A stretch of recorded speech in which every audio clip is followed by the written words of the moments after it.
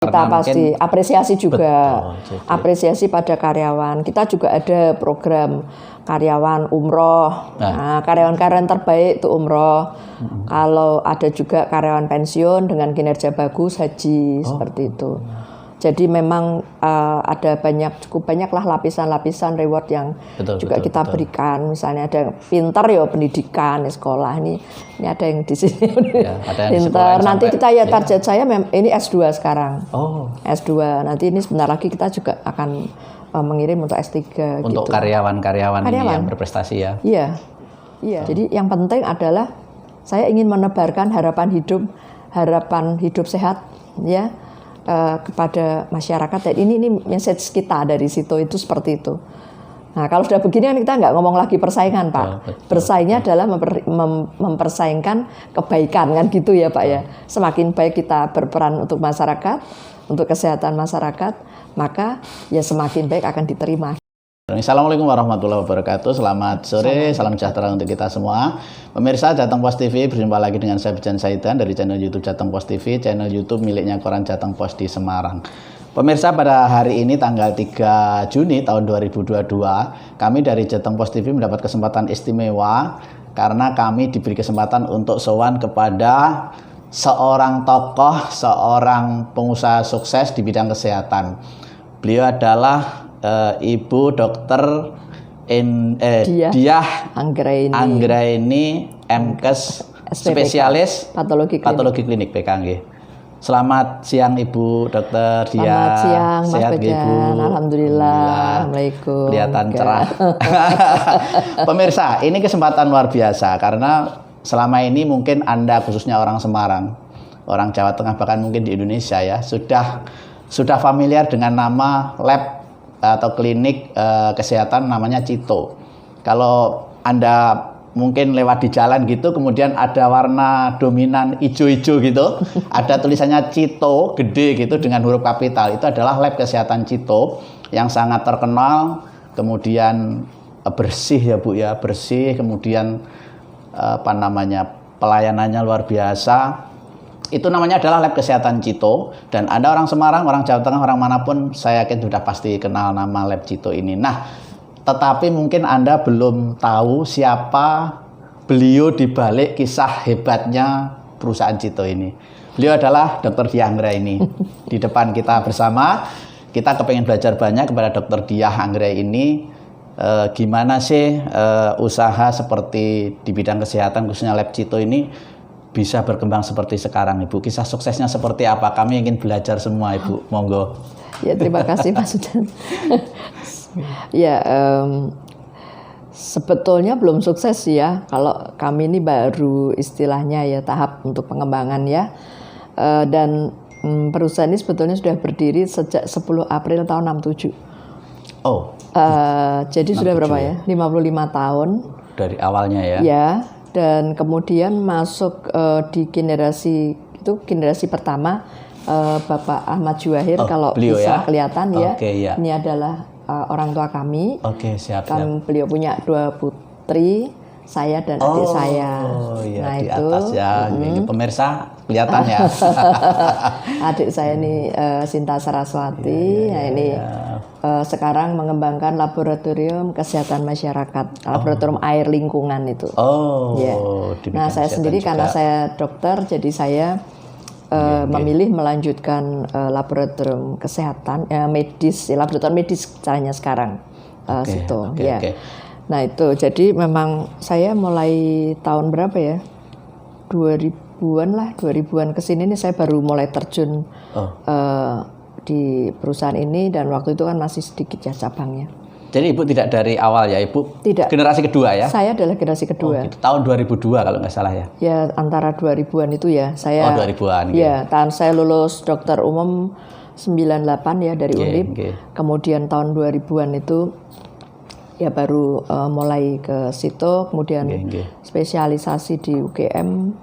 Lulus 2004, nah itu baru bisa benar-benar yang concern gitu. Karena kan pendidikan saya kan khusus, memang saya pikir ya saya harus memperdalam di bidangnya gitu ya. Dulunya di Undipnya dokter umum, Kemudian lanjut di UGM-nya, S2-nya, spesialisnya patologi kliniknya di UGM. Ya, memang laboratorium itu memang. Setelah itu baru terjun ya. Baru terjun langsung. Ya. Ibu tadi sekilas sejarah perjalanan perusahaan ya dari 67 ternyata ya. Kemudian Ibu generasi kedua tahun 2000-an ya sampai sekarang. Tentu kan kalau orang memulai Cito kira-kira 67 tidak sebesar sekarang, Bu. Awalnya berdiri di mana, sebesar apa, kemudian sampai kemudian menjadi banyak. Sekarang kalau tidak salah sudah berapa, Ibu? 20? Ya, sekitar 20-an. 20-an cabang di seluruh Indonesia ya. Ya. Kalau dulunya di Jalan Imam Bonjol itu. Oh, yang Imam Bonjol nomor berapa ya? Ya, lupa saya nomornya, tapi itu kecil saja ya. Kontrak waktu itu karena Pak Juwahir ini adalah seorang analis. Ya, jadi analis kesehatan gitu sehingga keluar dari pegawai negeri kemudian mendirikan itu. Nah, sampai generasikan itu cabang kita waktu itu sudah sekitar 5 cabang. 5. Ya. 5 cabang terus kemudian kita teruskan itu sampai sekarang. Ya, sekarang dan ini udah siap lagi sih. Kemarin sudah mau berkembang, kita agak rem dulu nih pandemi, gimana ceritanya nih gitu kan. Gitu ya. Ya, tapi ternyata justru kita bisa memberikan kontribusi yang cukup bagus lah menurut saya untuk masyarakat ya. Bisa membantu gitu. Menyelamatkan nyawa banyak orang lab Cito. Ya. Cepat. Masa pandemi ya. Iya, pokoknya gimana ceritanya. Pandemi itu kita sampai membuat 4 titik untuk langsung periksa untuk PCR gitu ya. Jadi supaya cepat gitu. Biar cepat ya. Iya, makanya kan masyarakat mau berapa dan satu cabang itu bisa berapa unit. Iya, jadi bisa 1 hari nggak sampai 1 hari kan udah pada jadi itu. Oke, Ibu, dari generasi pertama itu 1 sampai 5 ya. Kemudian Ibu masuk tahun 2000 sampai sekarang, kemudian sekarang menjadi sekitar 20. Berarti di tangan generasi 2 itu bisa membuka cabang sampai 15 ya. Dalam waktu kayaknya sekitar 12 tahun berarti kalau 2000. Tahun 2000 sampai 2022 ya. Kecepatan kami waktu itu baru berani 1 tahun 1 gitu. Nah, sekarang ya itu kan dikurangi ya masa pandemi yang kemarin itu kan ya. Betul, kalau di rata-rata setahun 1 cabang ya. Tapi sekarang mungkin udah bisa lebih cepat. Oke. Ya, insya Allah. Ibu, kalau tidak salah juga kami dengar Ibu dulu itu seorang dokter PNS ya? Iya. Di mana Ibu? Saya mulai jadi dokter puskesmas, kemudian setelah lulus saya sempat kerja di Balai Laboratorium Kesehatan Semarang. Terus setelah itu Rumah Sakit Tugurejo, Rumah Sakit Provinsi ini. Iya, Tugu ya. Tugu. Kemudian ya itu tahun 2008 saya mengundurkan diri. Saya pikir udah nggak bisa lagi karena kalau mau berkembang ya kita mulai buka cabang ya mungkin itu ya mulai nambah lagi itu sekitar 2008 itu karena saya sudah mulai fokus, jadi sudah baru mulai buka itu. Jadi dulunya dokter umum di sebuah rumah sakit, bukan puskesmas ya? Tadinya puskesmas. Puskesmas mana Ibu? Puskesmas Kaliwungu Kendal. Kaliwungu Kendal. Ya, Kaliwungu Kendal. Terus setelah itu pindah ke Balai Laboratorium Kesehatan. Semarang. Jadi saya sudah mempelajari dunia laboratorium. Ya, betul. Karena tadinya saya kepingin sekolahnya itu di dokter asuransi. Karena waktu itu kan di lapangan tuh di puskesmas ya banyak ada BPJS itu kan ya. Dulu enggak BPJS. Jadi saya tertarik itu, tapi terus nyasar ya akhirnya nggak jadi ambil ke sana terus ke dokter patologi klinik itu. Bu, itu kan sudah PNS, dokter lagi gitu ya. Kebanyakan orang kan itu cita-cita yang dicari ya. Kenapa waktu itu sudah memutuskan keluar gitu, Bu? Berarti kan keluar dari PNS ya waktu itu ya? Nggih. Setelah berapa tahun jadi PNS lo keluar itu? 14. 14 tahun? 14 tahun. Terus memutuskan keluar. Tahun berapa, Bu? 2008 itu keluar. Ya, setelah sudah ada Cito milik keluarga ini, kemudian sudah. Ya, Citonya kan udah lama. Sudah. Citonya udah lama, tapi saya kan tidak tertarik waktu itu. Iya. Sebelumnya kan saya makanya kan setelah saya masuk ke Balai Labkes itu saya baru mulai lagi ini. Karena saya itu dokter lapangan sebetulnya. Gitu. Waktu itu. Nah ya, jadi keluarnya ya karena memang menurut saya lebih bisa mengapresiasi lebih bisa total gitu ya, sesuai dengan hobinya gitu. Itu ya, waktu itu PNS tapi sudah punya cito. Iya, kan nggak bisa double-double yang nggak fokus toh Pak. Supaya fokus akhirnya keluar ya. Ya. Atau karena pertimbangan Bu PNS mungkin kurang menarik pendapatannya bukan. gitu ya, Enggak ya? Bukan, suami saya sudah PNS. Beliau PNS? Suami saya PNS. Sampai sekarang Ibu? Barusan pensiun dari Direktur Rumah Sakit Tugu juga itu. Ya, itu terakhir di situ. Ya. Berarti memang satu paket gitu. Iya, satu paket. Sudah sana sudah PNS, saya keluar aja. Jadi keluar karena kepingin fokus mengembangkan usaha gitu ya. Fokus dan juga ya mungkin anak-anak juga. Ya bisa fokus ke keluarga juga. Nggak terlalu banyak terbagi gitu. Oke, Ibu. Lalu apa sih sebetulnya ketika itu ya yang tahun-tahun 67 kemudian tahun 2000 ya Ibu masuk memutuskan fokus di bisnis lab kesehatan Bu, kan kenapa nggak bisnis yang lain, kuliner atau apa gitu? Ada pertimbangan apa Bu di dunia kesehatan lab yang dan macam-macam tuh? Iya. Dari futuristik ya, menurut saya bisnis kesehatan ini futuristik banget. Jadi apalagi saya sudah punya bekal ilmu dasarnya, saya yakin saya bisa melakukan yang lebih baik untuk masyarakat, kan sama-sama nih ya, misalnya berbakti untuk masyarakat gitu ya, itu sama-sama saya bisa lebih cepat, nggak usah pakai nunggu gitu ya. Kalau sebuah teknologi baru masuk sekarang misalnya obat-obatan saat ini kan juga terus berkembang teknologinya. Jadi sekarang berkembang namanya misalnya personalized medicine. Jadi pengobatan yang berdasarkan pada kondisi genetika kita masing-masing. Nah, kan sekarang saya nggak usah nunggu yang lain karena begitu ditemukan reagennya, saya bisa langsung mengerjakan sendiri. Jadi sekarang kita bisa membantu seseorang supaya sesuai obat yang diterima atau dimakan anak itu sesuai dengan kondisi genetikanya. Nah ini dokter tentunya akan sangat menguntungkan lah untuk dokter dan khususnya untuk pasien. Untuk dokter memilihnya juga lebih mudah, untuk pasien juga lebih pas gitu Pak. Jadi saya waktu itu sudah berpikir ini ilmunya misalnya zaman dulu orang sakit tifus itu periksanya Widal ya. Zaman dulu mungkin Bapak juga gitu ya. Nah sekarang itu ternyata antibodi ini ketemu misalnya IgM anti salmonella ada. Nah seperti itu, dan ke depan masih panjang juga gitu. Jadi makanya kita pada waktu saya memutuskan keluar itu saya berpikir semakin kan dulu istilahnya tuh mungkin ada kesenjangan ya tinggi antara negara kita dengan negara luar dulu Pak. Katanya berapa puluh tahun, nah kan gitu. Tapi kemudian kita ini sekarang apalagi ya kondisi pandemi lagi-lagi ini mungkin juga membantu kita jadi semakin dekat dengan skala internasional sama sekarang. Nah jadi saya berpikir wah ini di bidang diagnostik ini banyak hal banget yang bisa saya lakukan dan ini menarik sekali. Buat saya sangat menarik. Nah ini yang membuat saya waktu itu memutuskan ini dunia nggak pernah mati sepanjang ada orang hidup. Pasti sakit. Semakin bertambah dan semakin kompleks. Ya sakit dan bagaimana orang ini nggak sampai sakit atau kalau sakit masih awal dia dibantu untuk menegak. Kami ini dari jasa laboratorium yang saya tekuni ini membantu seseorang secepat mungkin terdeteksi sakitnya sehingga nggak sampai berat kan gitu Pak. Nah itu yang terus ya ibaratnya terus berpetualang, terus berlari seperti itu. Jadi itu menyenangkan. Betul. Satu menyenangkan, kedua bisnis, ketiga itu menolong orang juga ya Bu. Itu kan niatnya itu dulu Pak. Betul. Niatnya itu. Betul. Kita luruskan dulu di niatnya. Niatnya memang menolong itu tadi saya bilang. Membantu orang bagaimana bisa mendeteksi, mendiagnosis penyakit lebih cepat ya. Iya. Makanya namanya kan Cito Pak. Cito itu kan artinya cepat. Iya. Kenapa dinamakan Cito itu ya? Cito itu kan bahasa Latin.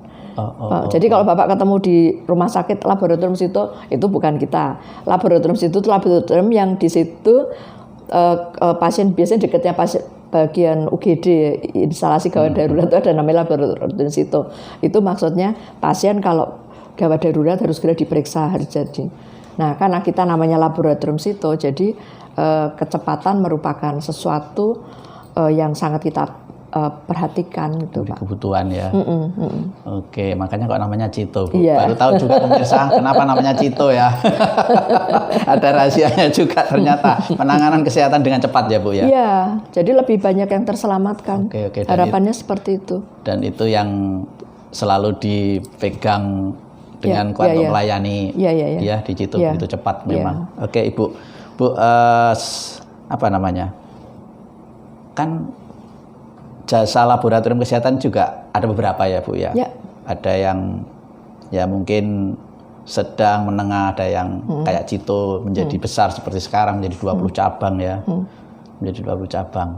Itu kan kita bertanya, Bu, kan ada persaingan dan segala macam. Kok Cito bisa sukses tuh? Apa, Bu, rahasianya, Bu? Belum sih, saya bilang sukses itu ya sama lah. Usaha sukses, amin ya, gitu ya. Ukurannya amin. Kan tambah, Bu ya. Tambah karyawannya tambah, pelayanannya jadi besar. Iya, Pak. Menyikapi persaingan pasti ada, Pak ya. Tapi kami lebih menekankan aspek rasionalitas lah ya. Dan saya sendiri tuh berpikir begini, kalau kita bisa memiliki, istilahnya kan usaha itu kan punya jiwa. Nah, jiwanya apa gitu? Nah, jiwanya kita kan tadi sudah dapat melayani seseorang, mendeteksi secara awal dan secara cepat. Nah, ini adalah jiwa kita. Saya kembangkan pada adik-adik yang lebih junior yang bergabung di situ. Dengan jiwa ini kita ini tidak pernah berhenti belajar, saya gitu. Nah, sebagai learning organization yang terus kita mengembangkan juga Litbang penelitian dan pengembangan di perusahaan ini. Nah, ini otomatis inilah nilai lebih kita. Jadi kalau misalnya persaingan, kalau yang dijual sama yaitu pasarnya ya red ocean strategi dulu kan gitu. Kalau sekarang ini ya kalau kita bilang kita bisa menemukan yang lebih baru, yang lebih mungkin cepat, yang lebih baik, lebih sensitif, lebih akurat. Nah, ini adalah nilai lebih yang terus kami kembangkan, Pak. Jadi yaitu jiwanya gitu. Istilahnya kita ya enggak apa-apa, namanya di pasar orang akan memilih lah, namanya juga bisnis. Mereka akan memilih, itu hak konsumen. Tapi kami karena terus mengikuti semua perkembangan baik teknologinya, mungkin kalau Bapak lihat ya sekarang modelnya channel-channel ya semua channel kita masuk juga seperti itu. Jadi ya artinya walaupun usia kami sudah lama, tapi buat kami ini justru kita lebih matang ya di usia ini. Betul. Kita renewal terus, Pak. Kita renewal terus semangatnya itu seperti itu. Oke, jadi akhirnya endingnya adalah layanan lebih lah buat konsumen sehingga padahal Cito termasuk kelas menengah atas ya, Bu ya. Nggak terlalu murah maksud Bapak kan. tapi dicari orang, kemudian orang mau. Itu loh, Bu. Rahasianya apa? Ya itu tadi. Rahasianya di itu ya spiritnya itu. Karena spiritnya kita luruskan spiritnya baik, menolong orang lebih cepat, lebih awal. Nah, sehingga ya harapannya pelayanan juga terus kita tingkatkan gitu saja. Ini layanan mobile ya mungkin sekarang semua melayani mobile ya, sekarang semua mungkin juga bisa. Lebihnya apa di situ? Nah, situ udah terkoneksi semua. Betul. Jadi tidak masalah layanan di mana. Kita sudah memiliki teknologi yang bahkan mau di tengah hutan pun dapat kita. Karena teknologinya sudah kita siapkan, Pak. Ibu kembali ke tadi ya, generasi kedua ya, Bu ya. Umumnya kan generasi pertama itu pendiri memperjuangkan, generasi kedua ini biasanya membesarkan, mengembangkan ya. Kemudian generasi ketiga itu biasanya gimana, Bu, menghadapi tantangan sebagai generasi antar kedua, generasi Bu? kedua. Ya generasi kedua seperti tadi saya dengan adik saya kita memiliki ekspertis sendiri-sendiri, ya udah kita mengembangkan sesuai dengan passion kita masing-masing seperti itu ya. Dan ya kalau saya berkaca dari pendidikan, Pak. Pendidikan. Jadi apa sih orang punya passion kan pendidikan. Adik saya insinyur. Dia insinyur kimia ya, dia akan mengembangkan bidang itu. Nah, ini saya berlakukan untuk ke depan anak saya. Ini anak saya kebetulan dua-duanya dokter. Nah, kan passionnya apa gitu. Nah, yang pertama passionnya udah inline misalnya laboratorium juga. Jadi dia sudah hampir lulus insya Allah dari Fakultas Kedokteran UGM juga seperti saya dulu. Nah yang adiknya nanti sebentar lagi lulus. Nah ini jadi menurut saya core kompetensi itu kan harus dimiliki oleh generasi penerus gitu aja sih. Lain-lainnya itu kan bisa, lainnya itu saya bilang itulah penunjang gitu. Karena kalau core-nya udah dapet, ya penunjangnya tinggal cari bagaimana yang baik dan sesuai itu. Kan sesuai zamannya ya. Iya, betul. Yang penting sesuai zamannya aja. Jadi itu prinsipnya kenapa Sito masih ini umur 55 ini tambah gimana gitu ya. Tapi menurut saya tambah menyenangkan sih. Itu. Kalau mau lihat. Ya, kalau pekerjaan menyenangkan itu. Ya Bapak bisa lihat ya karyawan yang bergabung di perusahaan kami pun ukurannya berapa puluh tahun. Misalnya ini dari awal di sampai 30. hari ini masih bersama Cito. Masih. Ya, itu 30 salah satu tahun, 40. Ya, salah satu apa? Untuk menilai ini orang enjoy tidak kerja di perusahaan itu Bu. Iya. Mereka pensiun, misalnya pensiun pun sekarang masih bisa menjadi marketing kita di lapangan seperti itu. Ya. Jadi istilahnya ya karena sebuah learning organization itulah harapan kami seseorang bisa mendapatkan apa yang diharapkan di perusahaan ini gitu. Betul. Dalam karirnya juga itu. Betul Bu. Jadi tadi saya bilang, kalau orang bekerja tidak pindah-pindah itu berarti perusahaannya benar, Bu. Artinya menyatu dengan karyawan ya, Bu. Iya, Oke, pertanyaan berikutnya adalah bagi banyak orang juga, gimana sih bisa memanage karyawan bisa menjadi solid, Bu, bisa menjadi punya visi yang sama. Oh iya, pasti itu biasanya ya direktur SDM yang tapi begini ya, kalau kami punya culture lah gitu ya. Nah, kultur dari perusahaan ini kan kita misalnya CITO, cerdas, cekatan, inovatif, terus ini apa? Trusted, bisa dipercaya. Ya, trust ya. O-nya orientation toward quality and service. Nah, jadi kita satukan pada budaya perusahaan yang sama. Kemudian juga kan saya dibantu di lapangan para branch manager. Nah, sekarang ini lebih enak Pak. Dulu agak sulit kita koordinasi. Biasanya tuh kalau ada pengumuman aja misalnya itu bukan pengumuman kebijakan baru misalnya. Dulu itu kan pakai ceritanya muter-muter enggak karu-karuan enggak sampai ke bawah. Sekarang mah gampang Pak. Tinggal duduk buka layar.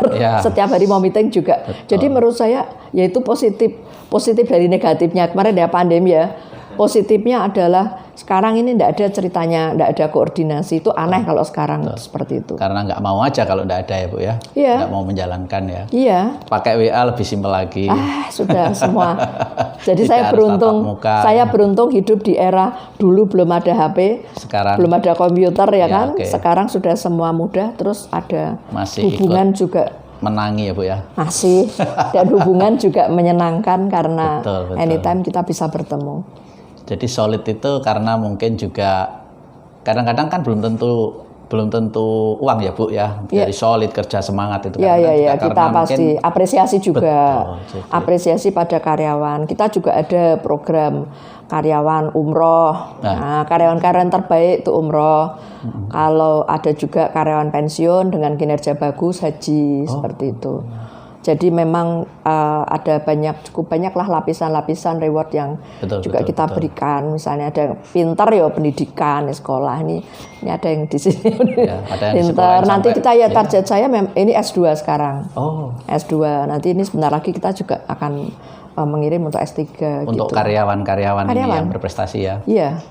Iya. Karyawan Ibu ini berarti orang-orang kesehatan semua, ada dokter, ada perawat, ada campur, ada dokter, ada perawat, ada analis yang paling banyak. Analis kesehatan itu yang paling banyak. Betul. Banyak sih, administrasi. Banyak sipil, orang biasa masuk juga ya untuk administrasi, masuk orang administrasi, gitu ya. Marketing. Oke, Ibu, dengan sekitar 20 cabang itu berapa karyawan sekarang, Bu? Berapa ya sekarang ya 600-700an mungkin ya nih ya kalau dengan dokter-dokter dan itu ya mungkin ya bisa lebih dari 700 karena kan kita juga banyak dokter yang istilahnya kayak penanggung jawab segala itu kan juga kemudian ada sekarang ini kita ada layanan Kalau dulu hanya laboratorium medis saja, sekarang ada patologi anatomi, mikrobiologi lengkap, PCR, kan semua butuh expert masing-masing. Oke. Yeah. Oke Bu, mumpung ini sebetulnya layanannya apa Bu? Nih pengen tahu nih masyarakat juga bentuknya apa layanannya dari Cito nih. Dari situ, oke. Layanannya kalau seperti tadi saya bilang kan laboratorium medis ya keseluruhan. Kemudian juga ada di sini klinik juga ada Pak. Klinik juga ada. Klinik itu kita juga ada seperti konsultasi virtual, karena kalau orang periksa lab itu biasanya kan terus nih gimana gitu, padahal mereka ikut check up sendiri gitu kan. Betul. Nah ini tapi males mau datang lagi. Nah itu juga kita melayani by email, by WA, by apa, tidak harus ngambil fisiknya juga ya. Oh malah langsung ya. Kalau dulu zaman saya yang di Serondol itu ngambil lagi Bu sorenya Bu. Ya enggak model sekarang.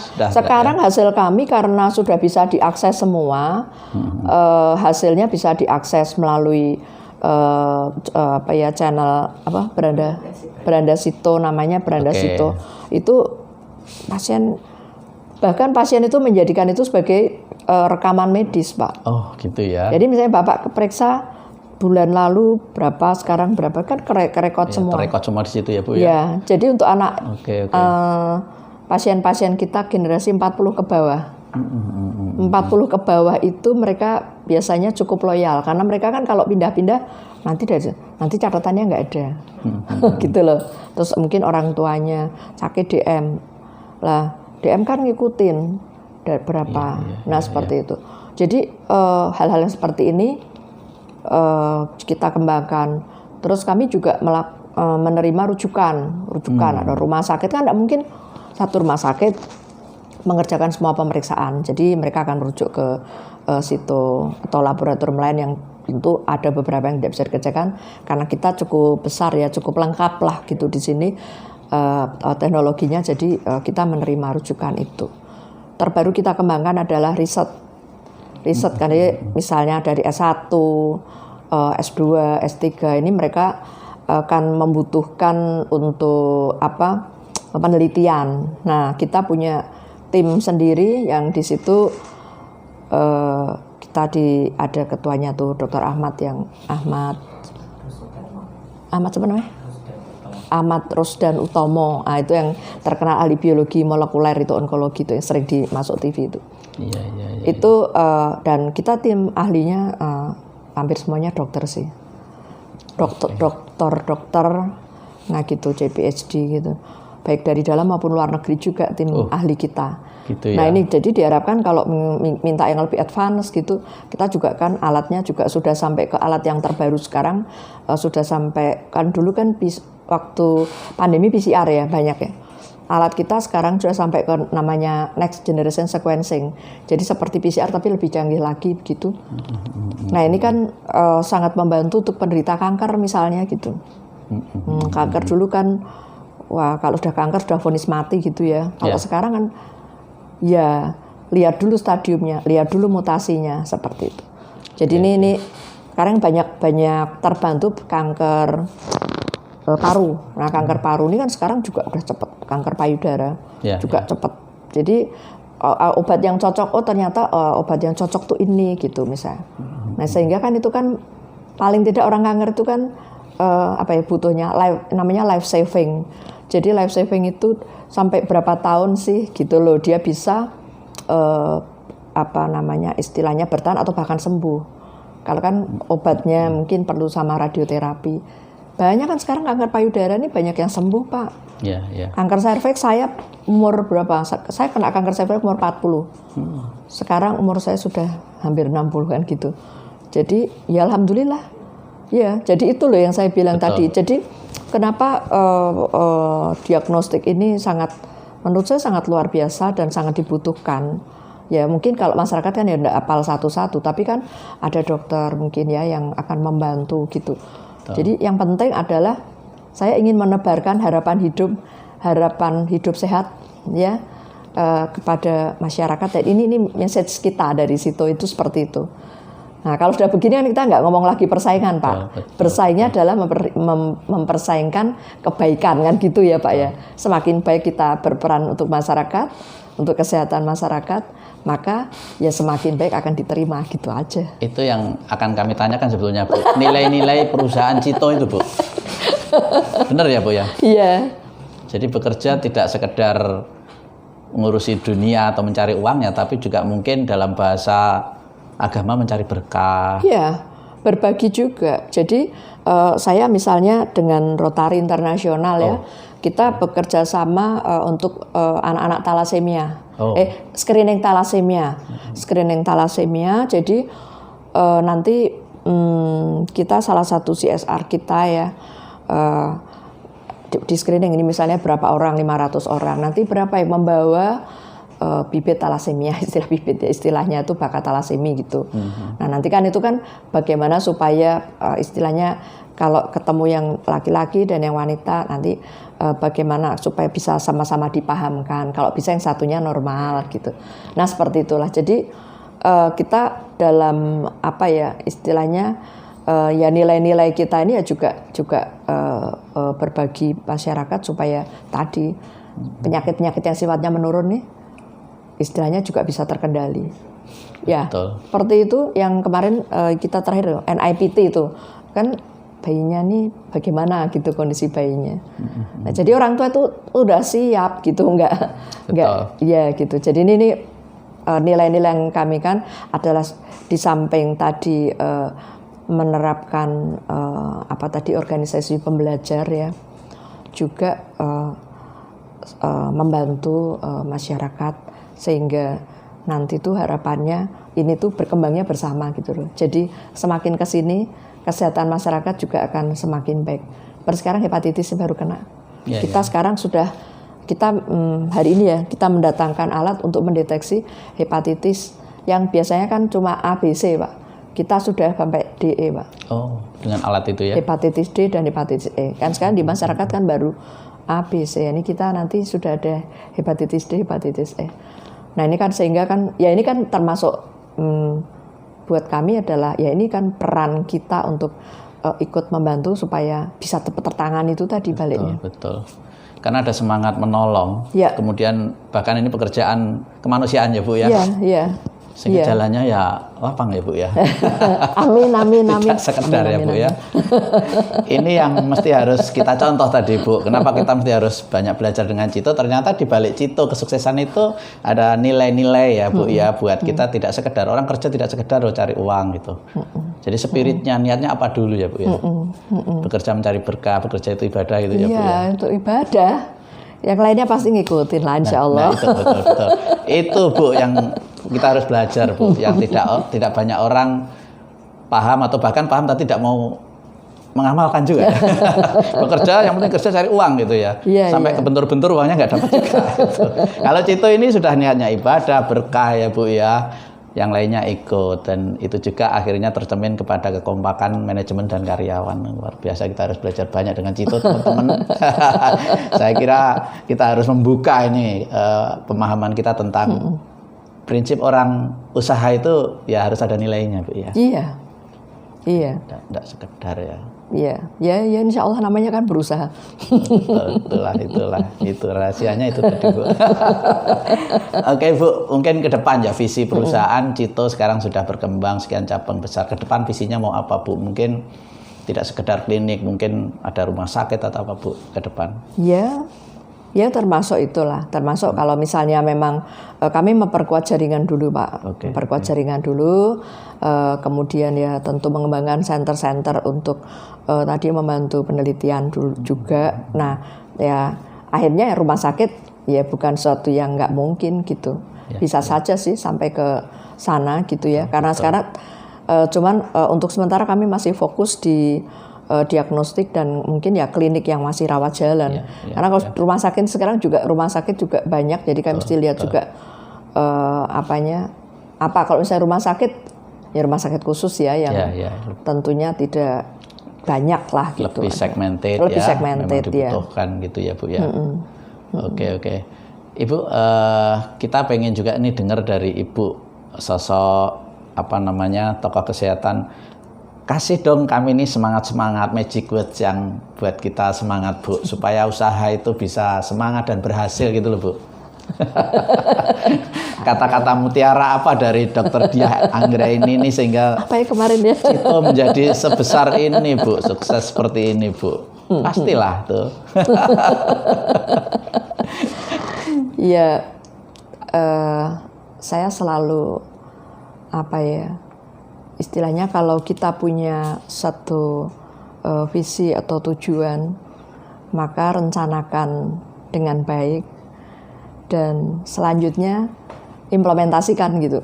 Karena yang kita sudah bikin rencana biasanya kan gitu, pinter bikin business plan, habis itu nggak dilaksanakan. Nah kalau itu rencana, kalau kita punya satu tujuan, maka yakin supaya tujuan itu bisa tercapai, rencanakan dengan baik. Kemudian kita lihat kita ukur ya istilahnya, kita ukur istilahnya plus minusnya seperti itu ya, atau risikonya, kemudian laksanakan aja. Saya istilahkan just do it gitu. Kalau orang usaha itu harus ada just do it-nya, nggak kakean mikir tok gitu. Tekno ya. Iya, pokoknya orang nanti ya. Iya, sudah tujuan, rencana, kemudian dicek segala kemungkinannya dan segera laksanakan. Dan do it. Pokoknya kalau usaha tuh intinya kadang-kadang ada yang habis rencana do it ya. Nah, itu. Betul. Orang bilang berpikir besar ya, Bu. Iya. Think big gitu, kemudian dimulai dengan kecil nggak apa-apa, tapi sekarang. Iya. Start small and act no. Jadi itu yang dilakukan Dokter Diah Anggraini di Cito ya.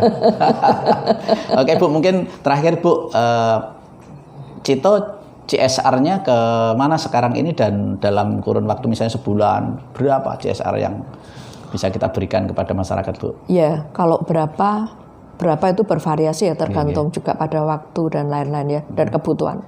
Misalnya kemarin COVID ya, kita ya pasti fokusnya ke situ pada bencana-bencana air.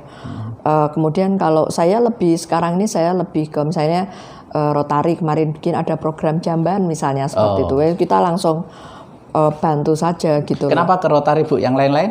Rotary yang lainnya pasti ada tetap. Kita misalnya ke masjid misalnya ya, atau ke panti-panti asuhan, kita tetap punya sih kita binaan-binaan seperti Rotary itu. itu salah satunya ya? Salah satunya aja. Rotary itu salah satu, kebetulan saya anggota. Tapi kalau yang lain-lain saya juga pada bidang olahraga kami fokus ke Yayasan Jantung Indonesia. Ya, kebetulan saya juga sekjennya di situ, dan ya kita berperan di sana gitu ya. Itu ada Yayasan Jantung Indonesia, kemudian ada Persatuan Wanita Olahraga Seluruh Indonesia. Di situ kebetulan memang teman-teman saya banyak di sana, jadi kita ikut bantu sana. Seperti itu, Pak. Dokter, terakhir mohon ada closing statement buat masyarakat luas. Ya. Terutama dalam konteks orang berusaha supaya sukses lah gitu. Itu yang paling penting. Itu tadi aja. Ya, berusaha kalau menurut saya sebetulnya sih enggak usah takut berusaha. Ya, sepanjang tadi jelas dulu jenis usahanya apa, kemudian tujuan kita mau kemana. Nah, kemudian faktor-faktor yang kita butuhkan untuk bisa merealisasikan usaha itu apa saja, itu kita perhitungkan. Kalau bahasa sekarang sudah semuanya ini adalah business plan. Setelah itu kita buat milestone, tapi yang pasti adalah kita harus berani. Karena biasanya itu kan yang kalau namanya usaha nggak berani, nggak bisa usaha. Jadi terakhirnya tuh kalau misalnya modalnya cekak gitu, Bu, atau tidak ada modal? Modal sekarang usahanya apa dulu? Kalau usahanya sekarang malah reseller itu masa pakai modal. Itu kan sudah kalau anak-anak sekarang ini pinter-pinter. Jadi nggak ada alasan sebetulnya. Nggak ada alasan. Kalau menurut saya nggak ada alasan. Ini teman saya ini misalnya bikin makanan misalnya gitu ya modalnya ya bahan baku aja gitu kan. Nah, jadi masalahnya di keberanian nggak. Setelah keberanian nggak cuman berani, mengawal itu yang paling berat. Karena yang banyak gagal adalah ketika usaha itu dimulai, berani eksekusi, tapi nggak dikawal. Nggak dikawal. Kalau saya selalu bicara yang dikawal itu kualitas dan pelayanan, jangan sampai lewat.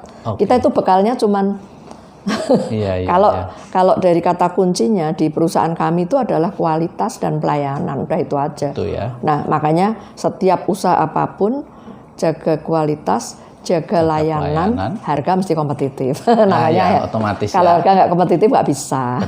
Betul. Ya, jadi itu juga ya supaya itu bisa nganu kan otomatis kan di sini perlunya perencanaan. Betul. Ya saya senang sekali banyak lahir pengusaha-pengusaha yang sekarang ini ya.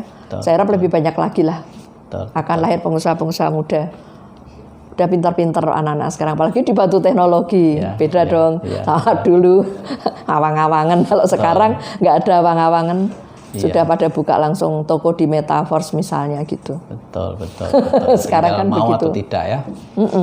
Mau apa dan mau melakukan gitu ya Ibu ya. Mau melakukan, berani mengambil risiko dan sudah terukur Pak. Masalahnya di risiko itu kan sebenarnya terukur nggak gitu. Kalau risiko itu sudah terukur, menurut saya jalan aja. Tidak ada masalah. Ya. Oke, Ibu Dr. Diah Anggra ini pengen ngobrol panjang tentang ilmu kisah sukses khususnya di dunia kesehatan ya. Kita nyentuh yang kecil-kecil aja yang sehari-hari yang bisa kita lakukan. Tapi banyak spirit teman-teman, pemirsa, kawan-kawan Jateng Pos TV. Obrolan ini luar biasa, banyak nilai-nilai ya dalam berusaha kita dan kita harus belajar. Ingin ngobrol panjang dengan dokter, tetapi waktu juga yang membatasi kita, dokter. Sekali lagi terima kasih atas nama Jateng Pos TV, dikasih waktu yang sangat istimewa. Mudah-mudahan apa yang kita bicarakan membuat kita semakin semangat, membuat inspirasi banyak orang menjadi lebih sukses lagi. Amin. Terima kasih sekali lagi. Saya doakan semuanya tambah sukses. Amin. Sekali lagi dokter, terima kasih sekali. Saya Abjan Saidan dari channel YouTube Jateng Pos TV. Terima kasih. Assalamualaikum warahmatullahi wabarakatuh. Waalaikumsalam warahmatullahi wabarakatuh.